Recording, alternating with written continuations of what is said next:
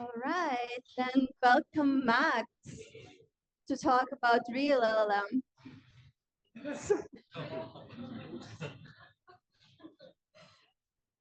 Yeah. Is this thing working, Rich? Wow. No, it's like so many people here. I wasn't expecting that many.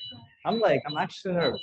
I'm like shaking and everything. And very happy to be here. Um, yeah. So I'm gonna talk about some LLM stuff today that we do at Elemental Cognition. But before we jump to the fun machine learning part, like a bit of a boring introduction. My name is Max. I'm an AI research engineer at Elemental Cognition. I first started doing some NLP work quite a long time ago, I think like 7 years ago, when I was back in Russia getting my undergraduate degree from Moscow State University. I then moved to the US to pursue my master's at NYU. During my master's studies, I worked with Kun Yoon Chon on research on generative NLP models, like 2 years before this like LLM boom. So I'm like pretty happy that it happened. Yeah, and after that, I joined Elemental Cognition. Elemental Cognition is an amazing place. You should definitely check it out. Go to ec.ai, like tons of cool visualizations here. We're trying to do some crazy things. Primarily, I'm working on two topics. I'm working on contrastive learning and vector search, all that stuff. And I'm like currently leading some LLM initiatives that we started to do like about 6 months ago. So that's this presentation is mostly about one specific thing that we focused on, which is curriculum learning. But before we say something about that, there is a disclaimer, actually two. So I reached out to one of my product managers last week, asking, "Oh, if I can share some stuff," and like they said, "No, like literally, you can't share anything. Like delete this presentation and forget about it." Of course, I'm joking. I had to like remove some of the examples, but like everything you'll see is like completely legit. That's what we use now. That's not all tricks and tools that we're using. It's like some high-level description of that. But I think that's the most fascinating ones. The second disclaimer is that at some point you might think that I'm doing a research talk, but in fact I don't. So it's more of a fun knowledge sharing session rather than a very specific research presentation. So if you have questions like why does this work and what's the math behind this, like it's likely I'm not going to be able to answer that. We're solving business problems. We're not a research company. But I have like speculations about like why this works and why this doesn't work for all of the claims that I'll be making. So the first question is like, why are we here? Like, why is this talk actually happening? The short answer to this is like LLMs suck.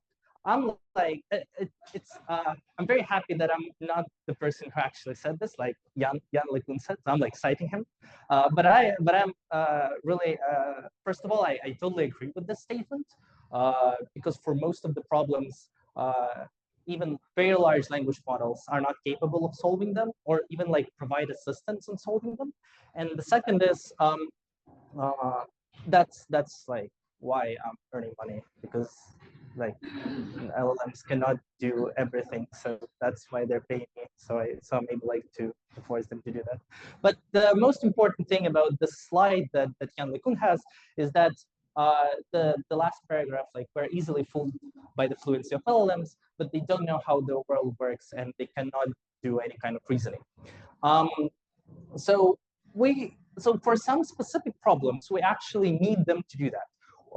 And it's interesting. And the large question is, how are we able to do that? And what are our ways to actually trying to tackle this specific problem? So there are like three options that I see. The first options is that what everyone is trying to do is like increase model size, do a mixture of experts, like trillions parameters. I don't know, like bazillion parameters, extremely large models, try to do some low-level GPU stuff so that the inference is fast, so that we can actually train them. But that's the straightforward thing. The second is more interesting, is actually let's find the different architectures that actually are more representative and capable of solving harder problems. One of such architectures is like diffusion models, and everybody's talking about diffusion models. I've seen like a lot of papers about, oh, diffusion is the next level accomplishment in LLM. I've never seen a model that actually works, but like some people talk about. And the third option is the most interesting, is that we can introduce some new approaches to training existing architectures and adjust the model itself by the way we're actually training it. And one of the, so there are like huge amount of options of how you can actually do this. Like reinforcement learning is one of the examples. But in fact, if you think about it, we can try to emulate the process, how we learn. Like there's a baby and we're trying to taught him some very specific scientific stuff. You don't just give him like bazillion textbooks on quantum mechanics. That will not work. You start with some simple things and you grow the complexity as his brain develops, as he understands more and more sophisticated stuff. So that's the whole idea behind this curriculum learning that we're trying to investigate at EC and apply to some specific problems. Just to take a step back, the whole idea of even trying this approach came from this amazing paper. That's one of the best papers I've ever read.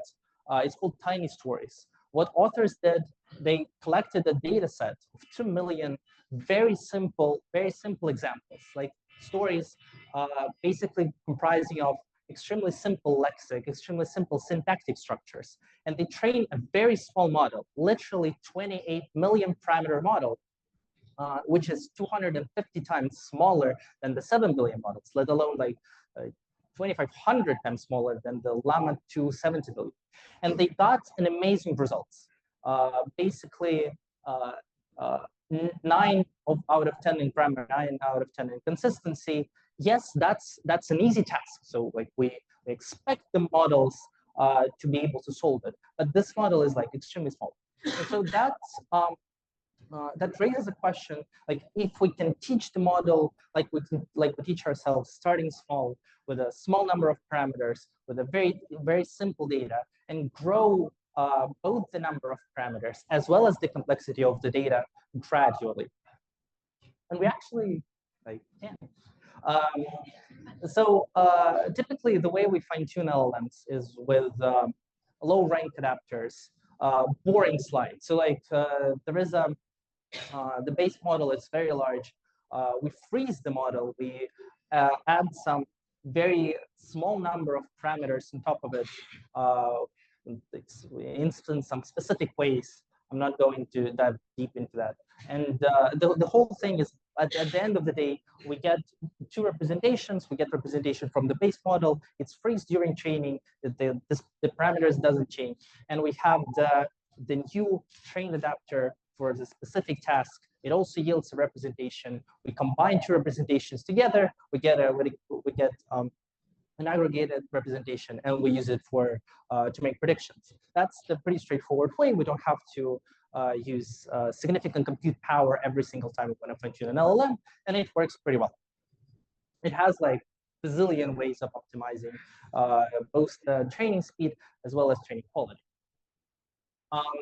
So the idea behind what we're trying to do is test the hypothesis if we can train not one adapter for a task, but multiple adapters.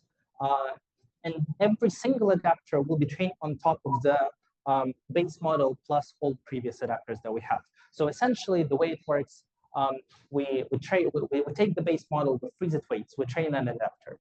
Then we combine them together, we freeze all weights, both the base model and the first adapter, and we train a second one. And we can do this infinitely, basically. And at the very end of the day, it will still be like every single part of the system will predict a representation, will combine everything together, and the new representation will be dependent on all small representations generated both by base model and all adapters. And so essentially, that's what we call curriculum learning. I think it's like an overused term. It's like curriculum learning, progressive learning. I'm not sure if people are using this in the same manner, but that's the idea behind our proposal. So essentially, it's we're training multiple adapters, gradually increasing their size as well as the complexity of the data, and that's actually a true meme. So you have like the base model, it doesn't work pretty well for your specific task, and you have like two choices. You can train a very large adapter, like 100 million with 100 million parameters, or you can train 100 adapters with 1 million parameters. And as we figured it out, like the latter approach works much better. Yes, but we start, I'll describe a few rules of thumb that we figured out when doing experiments with this approach, as well as some extensions that we find particularly useful. So first of all is we need to figure out how to choose the size of the adapters. And it's like there is the Russian doll. So we start very small. And then, so typically the number of parameters in the adapter is determined by its rank. It's it's a detail, but the point is that as you start training like multiple adapters, you start with the very small ones, like literally very small ones, like several million parameters, and then you eventually grow the number of parameters grows as you add more and more adapters to the model. So immediately after this claim, a very interesting thought comes to mind. It's like, but what about catastrophic forgetting? Like we'll train like multiple adapters on top of the first one, and the model will forget everything about the very first one. So that's a legit issue. And if you don't do anything about it, this whole system collapses, and the model will only care about the last adapter. There are several ways of fixing this problem. The most straightforward one is tackling this issue. So imagine you have two representations. So as we remember, all representations from all adapters as well as the base model, they sum. Eventually, we will sum them together. So what catastrophic forgetting means in this case is that one of the representations will completely demolish the others. In this case, like why does this happen? One reason is because the magnitude of the predicted weights in the representation will be significantly larger than the magnitude of all other weights. That actually happens. That's not the only issue, but that actually happens. And what we can do is we can regularize this in the very straightforward manner by just taking the L2 norm of all representations from a particular adapter and add it to the loss function. So that will force the model to predict representations of with values of lower magnitude. And so that it has to adapt to all of the previous values, because all of those previous values will be like comparable to each other. That actually works. So it doesn't work that well because you have to be very careful with the regularization coefficient. Basically, if you miss the order of this gamma, everything will fail. It's very sensitive to this regularization stuff. And so what we typically use is some kind of like log scale, but it really depends on the task as well as on the actual values that you get. So that's one way of tackling this catastrophic forgetting issue. After you do that, like in 7% of the time, the core issue will disappear. Yeah. So great. So like we have some mechanism of training it, and so we can look at some results. So one of the tasks. So this is like a pet project that I did over the weekend. It's essentially we can use curriculum learning to teach LLM a completely new programming language that it has never seen before. So for instance, we can create a programming language consisting only of emojis. And for instance, that's basically what I did. Every keyword here in the Python code is replaced with some emoji. And the LLM never seen training samples with this language. However, in order to like do this properly, some of the LLMs require quite a significant amount of data. We'll show it in a few seconds. But what I basically did here is like I took the base model and I added 4 adapters. The first adapter was very simple. It's just like everything about variables, like create a variable with this kind of name. You teach it what variable names you can create, what are completely prohibited. That's like everything about variables. Then you teach it about like conditional statements, giving some very simple examples with conditional statements, then with loops, and then you just like give it like a bunch of general problems. What's interesting here is that the number of samples here is like very small. So 1,000 samples for variables, 2,000 samples for conditional statements, 4 and 8,000 for loops and general problems. And the sizes of the adapters are gradually increasing as we increase the complexity of the stuff. And actually, yeah, that's good. So the way I evaluated just took 100 of very simple Python problems and manually checked that their interpretation in this emoji programming language is correct or not. And we actually beat ChatGPT here. And if we compare this approach to the same approach, but we take one LoRa and play with its rank, basically increasing the rank still doesn't help much. Like the gap between the model trained with curriculum learning is significant even for the model that was trained with lower rank of 256. If we compare this with respect to the training data set size, we can increase training data set size. It's like in 1,000 samples. And even 50,000 samples, even a large model with 256 lower rank trained on 50,000 samples, it still fails comparing to the curriculum learning approach. Right. Yes. So the next step is that's not all the things that we can do with curriculum learning. A very important issue that we were trying to solve like for ages is fixing degeneracies. And the reason why curriculum learning works in this case is because we can do mid-training evaluations. We train K adapters, we can check the quality of the model and adjust the new training task depending on the results of this previous pipeline. Yes, so basically degeneracies is one of the things that directly follows this approach. So two ways of approaching this problem. First is unlikelihood learning, which is I think it's a well-known thing.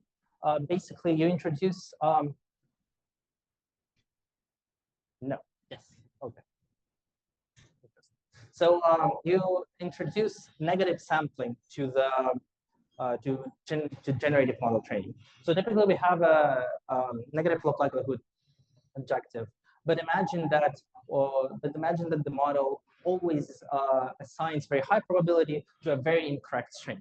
Like we don't want to see it, but like regardless of how we form the training data, it's still there. It's still like it gets very high probability. We can artificially push this probability down by introducing the regularizer, which is just compute the probability of this specific negative sample and add it to the objective.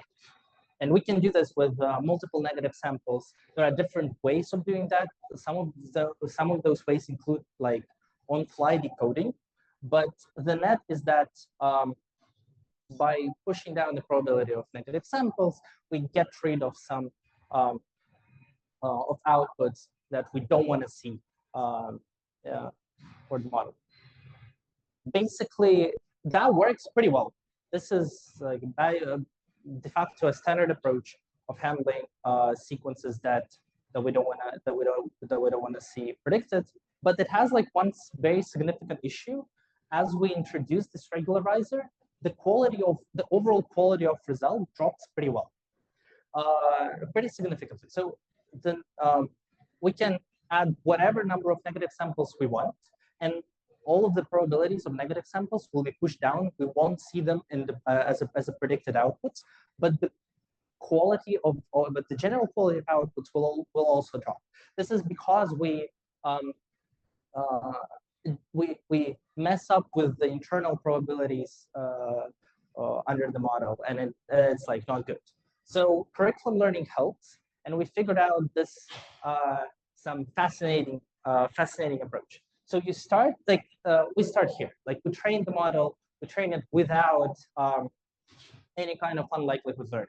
So, and we have 3 areas. The area on the right is where the overall quality is very bad. The area on the left is where the overall quality is good, but we have those annoying errors that we want to get rid of. And there is the area in the middle where both the quality is good and we don't see like a lot of errors. So what happens when you train an adapter with unlikelihood learning, you very quickly jump from the area on the left to the area on the right. Like you get rid of the errors, but you get significant quality drop. Cool. So next, you can what you can do, you can get rid of the unlikelihood regularizer, train another adapter, and which like, apparently will also lead to you getting errors in the output, but the overall amount of those errors will be less. And as you repeat this procedure over and over again, you eventually end up in the green zone. Moreover, you end up very close to this like holy grail, where the quality is good enough and there is like basically no errors. You have to do this quite a lot of times. The adapters can be like very small, but you have to work. It's typically not like 1 or 2 adapters. It's you need quite a number. But what's fascinating, and we've seen that for all problems that we use curriculum learning for, is that once you're done with this procedure and this whole thing stabilizes, so you have okay quality, you don't have a lot of errors, and you train like a new adapter on new chunk of data, you typically don't you're still around this area of holy grail. Like you don't see a lot of new errors introduced, the quality doesn't drop. So it's a pretty stable procedure. Not sure if it's like true for all kinds of problems, but for a pretty wide range of problems that we tried it actually works this way. Yeah, so that was the first thing. The second thing is it's pretty personal. So I'm dealing with it all the time. So that's the message that I got like a week ago from my DM. It's like, oh, something's wrong with the model that we're testing, and it's pretty sad because it happens all the time. It's semantic drift and the issue of over generating. So in our case, like we have like a new summarization model, and it generated some garbage at the very end. Very sad, very sad. We can tackle this by introducing some decoding constraints, but we can also tackle this by doing some magic with probabilities and curriculum learning. A bit of math, like a very small 2 minutes of stupid math of how we can actually tackle this. This seems like a research. That actually is a research. So we have a negative log likelihood objective. And in the ideal world, because of the chain rule, the prefix will always be more likely than the full sequence because the prefix has less probabilities multiplying. And like every probability is between 0 and 1. You multiply many small numbers, and the more small numbers you multiply, the smaller number, the small number you get, and that will ruin everything if it was not for end of sequence. End of sequence keeps the model generating correct sequences, and assigning correct probabilities for sequences comparing to their prefixes. So modeling end-of-sequence probability correctly is very important. And so if we try to formalize what happens when the model over-generates a sequence, essentially it's the probability of end-of-sequence is over-smoothed, so that we get a very long sequence that getting larger probability than the true sequence. The true sequence is in green plus the orange part, and the over-generated part is red. So basically what we want to impose is like that any continuation of the correct sequence has less probability than the sequence itself, which is equivalent to checking simply the probability of end of sequence has to be higher than the probability of any possible continuation. That is pretty sad because there are infinite number of continuations, so we can generate an upper bound. So we can simply take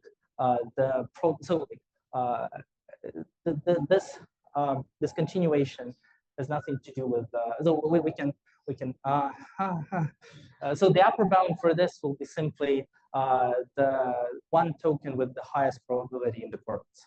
So for the next position, we can the upper bound is the token with the highest probability, and by comparing the probability of end of sequence with any token except end of sequence that has the highest probability, we get the so-called over-smoothing terminal rate, which we can then translate to regularizer. That's like, I'm not going to deep into the details, but that's essentially the net here is that we can quantify this issue as well as come up with the regularizer that will directly address this problem. As in, it will fix the probability of end of sequence so that we don't get this issue of larger sequences getting higher probability than the expected sequence itself. And then we can add this to the NNL loss, and it will ruin your model immediately. The model will always generate like something very close to very short strings, unless you do this trick with curriculum learning. So we like this research is like 2-year-old, and we didn't publish it because it actually doesn't work. And this trick with curriculum learning, where you train several adapters, trying to like use this regularization for one, then drop it for another, it actually like works amazingly well, and it fixed the over-generated issue for 2 out of 3 hour models. For one model, it's a bit more sophisticated. We can't just like use this directly. Yeah, so eventually when you apply this this approach, your new curriculum learning model will consist of the base model plus a specific adapter trained on data set A. Then you'll use some ancillary adapter, which is also trained on data set A, but with some regularization, say unlikelihood or over-smoothing terminal. And you can sequentially increase the number of those adapters, trying to embed as many regularization stuff as possible. So typically something like this will not work. So you'll have to do like several sequences. So you have to do like data set A plus unlikelihood, then just data set A, then just data set A and likelihood, and so on for some time, and then switch to data set B. But like after you do that, which is like a bit painful, you'll get to a decent result, and you'll fix the degeneracies that you want to fix. So the last part is, this will be very brief. So the most critical problem that we try to solve with curriculum learning is actually solving the reasoning issue. The reasoning in our case is solving constraints. So imagine you have, you're a student and you have like a bazillion constraints on how you can take classes in order to graduate. You want to take like intro to machine learning, but you have some prerequisites and some prerequisites to prerequisites, and you have some specific constraints on what you should take in a particular semester. And my mind typically blows, and I really want something that can basically organize everything for me. So that's basically an RE. The reasoning engine typically does that for you. And we want LLM to do that job for us, which is exactly what LLM cannot do. But maybe, like, the interesting question, is there a way to train LLM in a way it can at least come close to what RE does? So the quick answer is no. But this answer alone is very interesting in terms of why. So we tried several configurations. So we have an RE, we have like a reasoning engine that does everything almost perfectly. Because it's an MP complex problem, it doesn't converge all the time, but when it does, it's like obviously a correct solution. We have the baseline with GPT-4. GPT-4 is like decent in doing this job. It has like 74% of curriculum. So this is the problem of curriculum learning for curriculum prediction. So it has like a pretty good baseline with GPT-4, and we tried several configurations. So we essentially, two of the configurations were great. And like two configurations were great. About like 2,000 were absolutely awful. The two configurations that were good is Mistral and Mistral with unlikelihood, and two lessons learned. So they like approach the GPT-4 baseline, but they don't beat it. But there are two major lessons learned from this experiment. I've been doing that for some time. So first is like the number of adapters. It basically, you can increase it up to, I don't know, up to infinity. Like as you increase, so you might think that, oh, that's too many adapters, and the overall number of parameters in the model is like surpasses 10 billion. So oh, why the hell it will work? So it actually works. So increasing the number of adapters, doing that sequentially, very carefully and very slowly increasing the complexity of the data that you feed the model, actually accumulates, and the overall quality like constantly grows. I don't know if we like add more adapters here, probably will be GPT-4. I have zero idea, but that's so we ended at like 200, I guess, because it was like very hard to find more data there. But the net was that like we approached the GPT-4 pretty closely, and we're not even close to the overall number of parameters GPT-4 has. That's one. The second is the overall amount of data that you need to train the model in curriculum fashion is much less if you want to train it just like end-to-end. Essentially, even for 120 adapters, we had about 10,000 samples per adapter. Whereas if you want to train, like, if you want to get 10 million samples, and we had 10 million samples for reasoning problem, you typically, like, you will very likely you'll fail. You will not even reach like 25%. No, I guess we'll reach 25%. I don't know. We'll reach like 50% or something. So getting to training this model on a smaller amounts of data, but like gradually increasing the number of parameters along this complexity, where it's significantly better than just training large adapters or fine-tuning the LLM end-to-end without like all this adapter stuff. Just like take the LLM and fine-tune it. It actually works. It actually works better. There is no very clear explanation why, but that's what we've seen for this and for other problems. Two very important lessons. The bottom line. So the bottom line is like four things that I want to reiterate on. Is like the first is multiple small adapters are better than one very large adapter. We want to train those adapters on smaller data set, and it's typically better than training one adapter on like huge data set. Regularizing the magnitude of the hidden states is one of the ways of tackling catastrophic forgetting, which is the common problem that arises when you train adapters in this curriculum fashion. And it's very great that we can finally solve some of the degeneracies by adding this intermediate regularization via this intermediate adapters. In particular, if you want to do some negative sampling fashion, it's unlikely learning if you want to solve this over generation problem. that's oversmoothing terminal. You can do many more things. We also tried some of the more complex approaches, and they also like seem to work. You have to like massage them a bit, but typically it works. It works pretty well. Yeah, I don't have like any extras, unfortunately. I should have done that, but that's how where I went, I guess. Yeah. Thank you.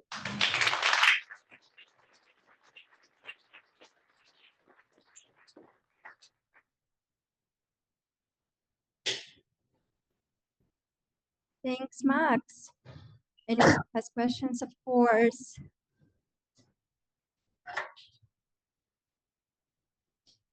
Oh, sorry. Thank you very much for the talk.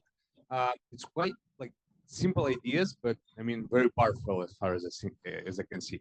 But anyway, so to do this stuff, we need to somehow master this magic art of splitting these very complex tasks that are presented by a large data sets into the small ones that are presented by the small data sets. And this is an art. Or do you have any clues how to do it automatically? No. So the only thing that I can think, so first off, indeed the idea is pretty simple. I'm pretty passionate about that stuff. So I don't have a solution for the general problem. There are two ways that we tried that don't work.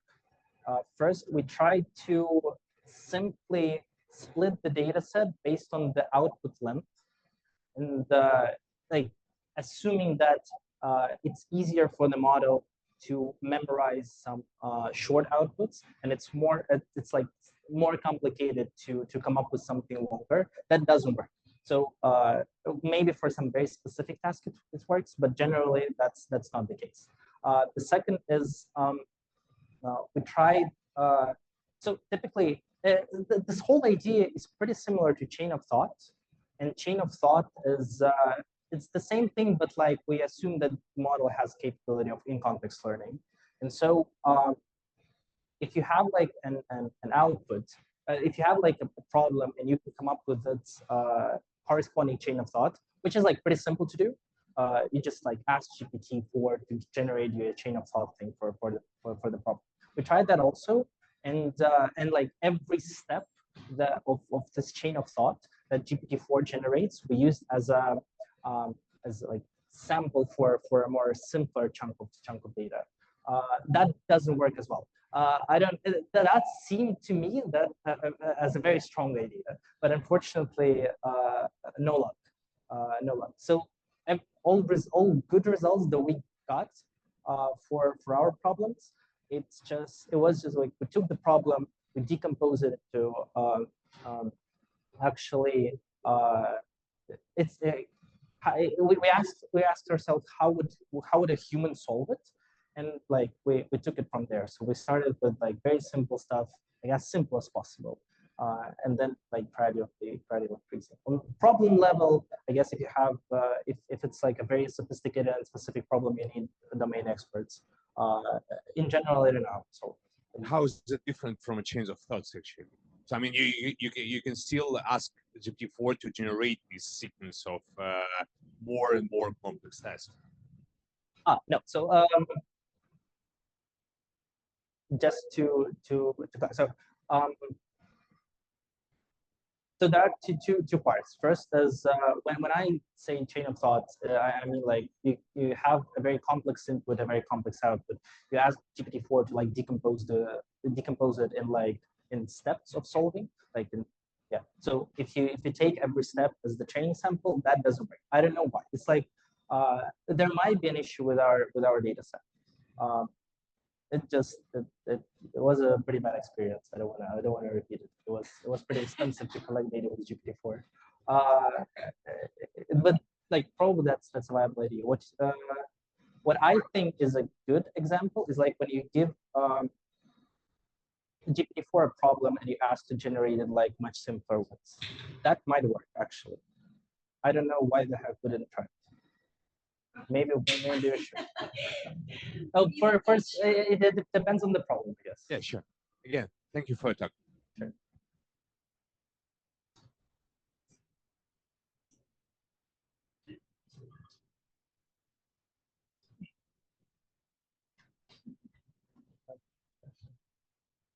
Thank you. Thank you for the talk. It was amazing to see that these simple ideas can give really good results. My question is, do you have any insights on how sensitive the splitting of the data is? Because you split the original data into curriculums, into parts, but if you make a mistake as a human or use your own judgment, is that kind of wrong? Like, how sensitive is it to that? It depends on the task. We tried it on 4 tasks. 3 of them, we made this error all the time. Like for all problems, we eventually ended up with chunks where data was like mixed. It's not that sensitive. It turned out that it's not that sensitive. So I don't have like explicit explanation why, but if you make a mistake, it depends. Like, so 2 things. First, it depends on the amount of data you have in every chunk. If it's a small amount of data and you messed up and you I don't know, you mixed like some very simple examples with the very complex ones, it's fine. It'll work with that. If the chunks are larger, that problem becomes more critical. The quality will likely deteriorate. So that's why I'm saying that keeping smaller chunks are better. Yeah, so that's the case. It's not that sensitive. For one problem out of 4, we had like issues. Had to like rearrange the data. So I had to like split the chunks even more so that they are like very, very gradually, very slowly become more and more complex. But for 3 out of 4, no real issues with sensitivity. Thank you.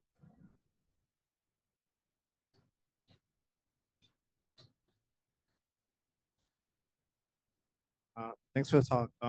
Actually, a quick follow-up on that question. I thought that was an interesting one. Did you try just complete random cuts? Did you get like a baseline like through that way, or was it a complete disaster? I'm kind of curious on that. Yes, we tried. It's not a disaster, but it's like so there are two insights. First is that it's like not even near the quality is not even near when you do the correct curriculum learning, but it's still not worse than if you just like take everything, just like train an adapter, and that's it. I don't have an explanation for second. The first seems like really simple. Okay, thank you. The one explanation for the second might be is that the number of parameters increases, and the adapters are small. They don't need too much data to saturate, and like you're constantly increasing the number of parameters, so the model eventually will learn the pattern. Right. So let's take a question from the Zoom chat. Misha Kazenkin asking, thanks for presentation, Max. Very interesting. Wondering, what are the business goals for these techniques of training models? Is it providing highly scored and passing general acclaim benchmarks, general LLM models, or capabilities while having a reduced number of parameters, computational efforts? Also, is there a grand strategy that promises a solution to a reasoning problem stated by Jan in the first slide? And lastly, sorry, that's not it. Wow. And lastly, what are most promising, in your opinion, open benchmarks for reasoning part? Okay. I can repeat. So let's start with the first one. The first one was, why are we doing it? Yes. So it has nothing to do with general LLMs. It likely will not work. It's primarily applicable for the problems that are very hard to solve. Like typically the LLMs out of box, or if you should learning, or if you just like fine tune them on some amount of data, they're hard to solve. The reasoning is the holy grail. Like, it's definitely impossible to solve with the LLMs that we have now. But we can approach this by doing this like curriculum setting. So very complex problems. That's the target of this work. That's one. But like individual problems, not the general ones. The second was about number of parameters. No. So the second one, I think, so number of parameters were in business goals.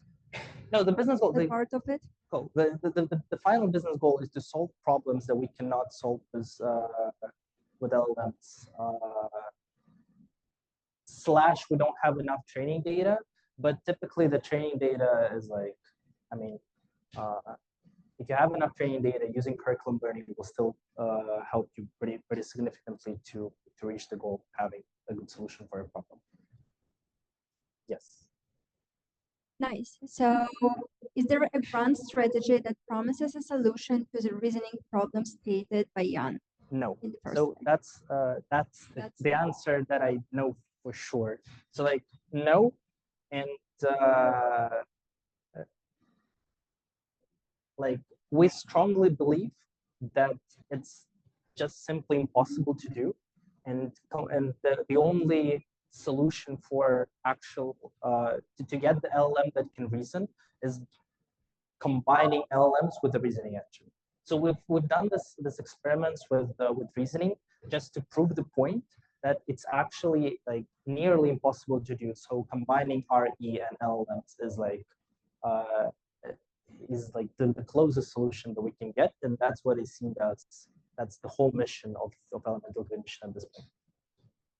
Cool. What are the most promising, in your opinion, open benchmarks for the reasoning part? I guess you partly addressed it. With the GPT-4 is something that actually it's not bad. We can't say so. It yields decent results sometimes. If you ask it very sophisticated problems, and we have the use case for investment management, where GPT-4 is simply the accuracy of predictions with GPT-4 is less than 10% for the very complex reasoning problem. But so far, that's the best thing that we tried. Like all kinds of LLMs that are out there. Like GPT-4 beats them all by far, but it's still like not even close to solving the problem that is somehow connected to reasoning, unfortunately. Thank you.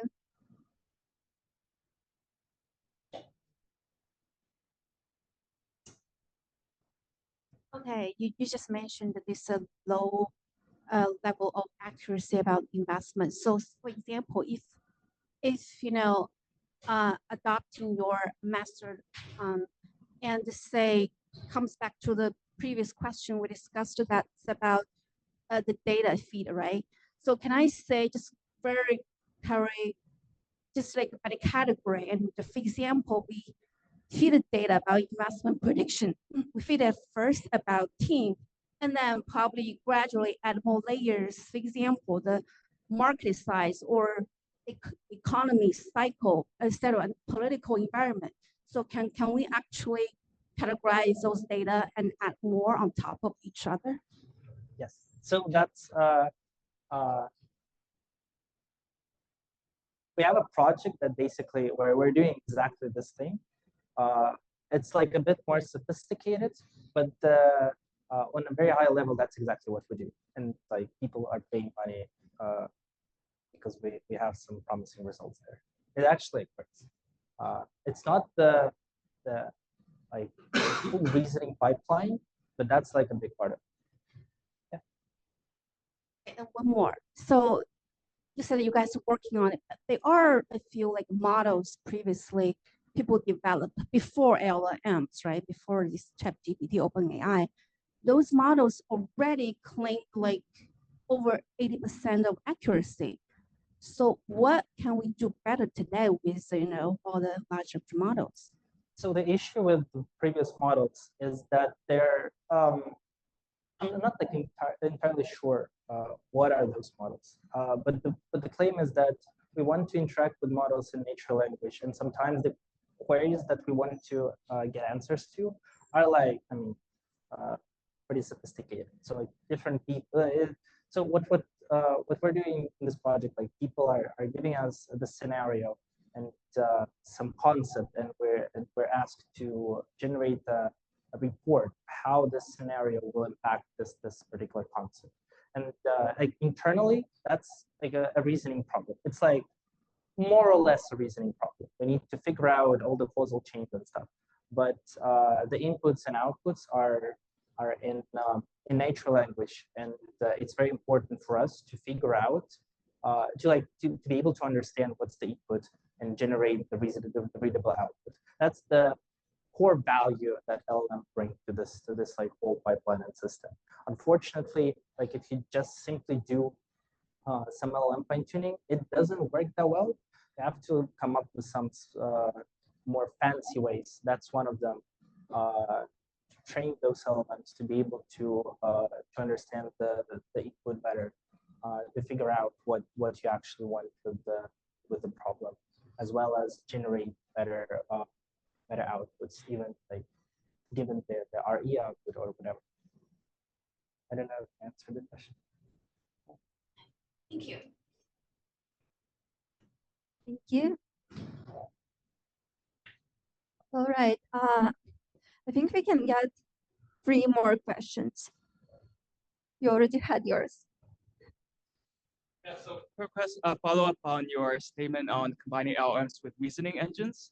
I'm wondering if you can give us some of your best stated art for that. Do you mean it in terms of like tree of thought or combining with some, no? I'm not allowed to talk about that very likely. No, it's I can think of one way. So like one way is so reasoning engines typically operate. So the inputs to reasoning engines are pretty sophisticated. So you have to come up. It's basically there is a language. I don't recall how it's called, ASR or something like that. It's like it's a very sophisticated thing, and reasoning engines operate. You have to like specifically. So you have to specify the constraints in a very hard-coded manner. And LLMs can be a source of. So they can serve as a translator. So basically, you get an input in natural language, you convert it to the essentially to the program that reasoning engine can perceive. It does all the work. It outputs the results, and you then translate it into natural language as well.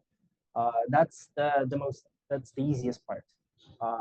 In order to train LLM to take the natural language input and convert it to the format that reasoning engine can work with, that's a very sophisticated problem. Like it's we don't know how to solve this. At this point, it's like we don't have a solution. Like, we tried several ways with several different LLMs with specific ways of training them, and they're not like that good because they can produce programs that don't compile at all. They can produce programs with mistakes. They can misinterpret what the user meant in the input, and if it happens, then the output will be like completely incorrect. So that's so the whole pipeline will be like LLM for interpreting the user input, translating it to the program that RE can work with. RE outputs some scenario, you translate it to natural language back. And so this is how you communicate with it, and not solve problem. It's like it's ongoing research. And as quick follow-up, have you explored using LLMs with like answer set programming, for instance? Say again. Like answer set programming, like constraint programming. ASP, yes. Yeah, that's what we do. That's one thing that we do. We still don't have the solution. It's it seems pretty sophisticated, unfortunately. Thanks for the talk.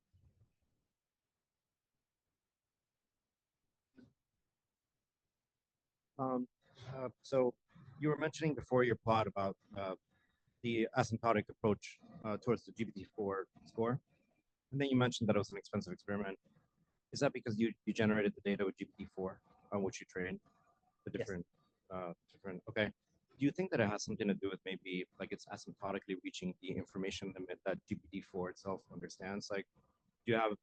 It's one thing to surpass it, or one thing to kind of asymptotically reach it. I don't know if you can comment on that. Now, just to be clear, for this experiment, the inputs were generated with GPT-4. We asked it to generate inputs in a specific format. We fed them to the RE. The RE gave us the correct answer. So it's not that GPT-4 generated the reasoning part. Like we did the reasoning part on our own. The GPT-4 just generated the inputs. The inputs were extremely low, so that's why it was pretty expensive and pretty slow. Thank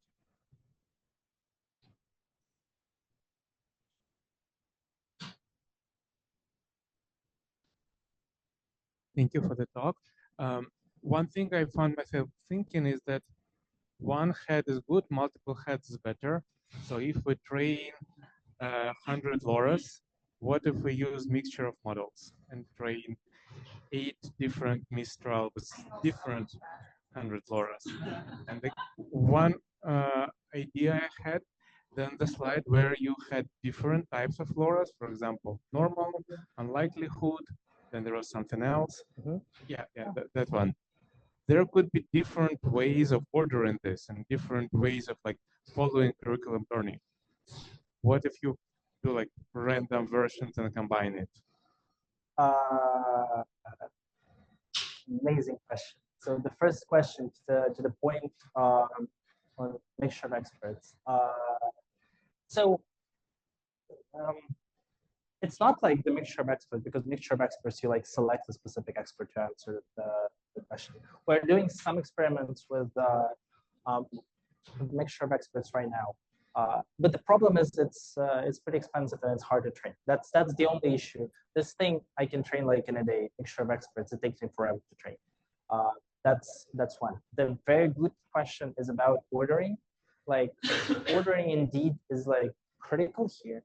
If you mess up the order, you may end up in a pretty bad situation. And ensampling actually helps. We didn't investigate it like pretty deeply, but we've done we took like this pipeline. We mixed different types. We get the second model to like average the predictions, computed the uncertainty, and the uncertainty was less. The overall quality was good. The problem is like it's simply more expensive to run. It's like more parameters. That's why we didn't stick to this approach. But that's worth investigating for sure. It has some potential, definitely.